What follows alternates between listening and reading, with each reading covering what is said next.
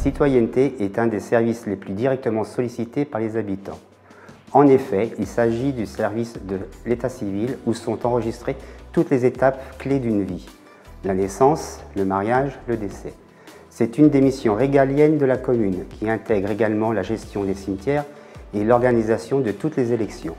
Elles sont assurées par les agents qui accueillent également du public à l'hôtel de ville et gèrent l'ensemble des appels téléphoniques sur le standard de la mairie.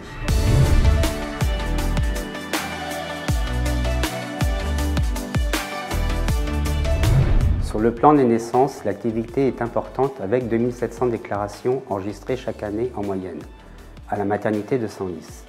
Pour les mariages, nous avons constaté en 2020 et en 2021 une baisse notable du nombre de cérémonies, comme partout, mais en moyenne une cinquantaine de mariages sont célébrés à l'hôtel de ville. Quant au décès, je vous épargnerai les chiffres, notamment en cette période si particulière de pandémie.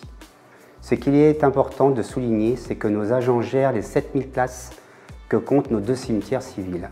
Enfin, je rappelle que c'est la police municipale qui prend en charge depuis plusieurs années la délivrance des cartes d'identité et passeports.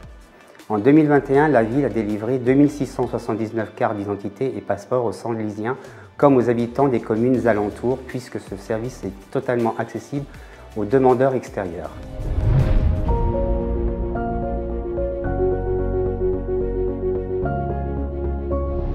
Ces 2 élections majeures sont préparées bien en amont et particulièrement la mise à jour des listes électorales.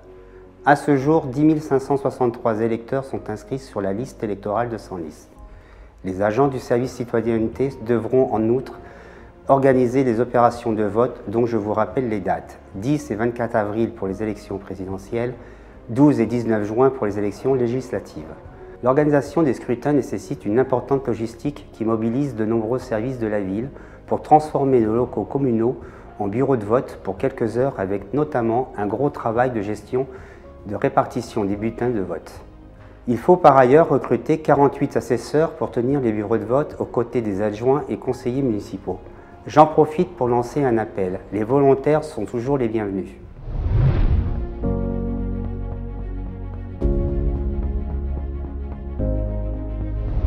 Tout d'abord, s'assurer d'être inscrit sur la liste électorale de la commune.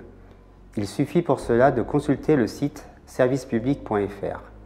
Un rappel, la date limite d'inscription en mairie pour voter au présidentiel est fixée au vendredi 4 mars.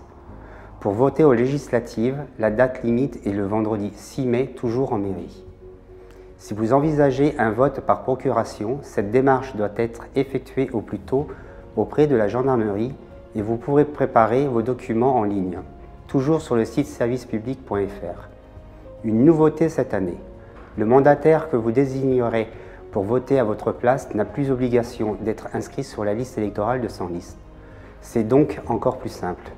Nous espérons que les Senlisiennes et les Senlisiens, en particulier les jeunes, seront nombreux à participer à ces grands rendez-vous électoraux.